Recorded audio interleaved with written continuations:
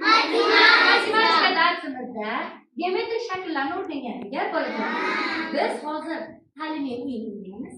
Ta'limiy o'yinimizda bolalarimiz diqqatini jamlash uchun. Qani, bu yerga hozir Asadbek bilan Timurga o'g'lim o'tiribdi.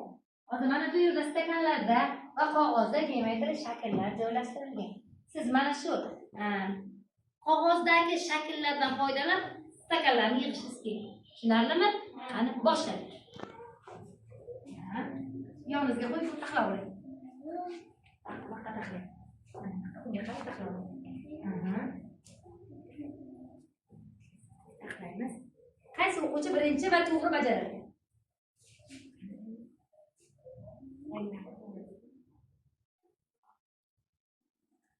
Qaysi o'quvchi birinchi bo'ladi?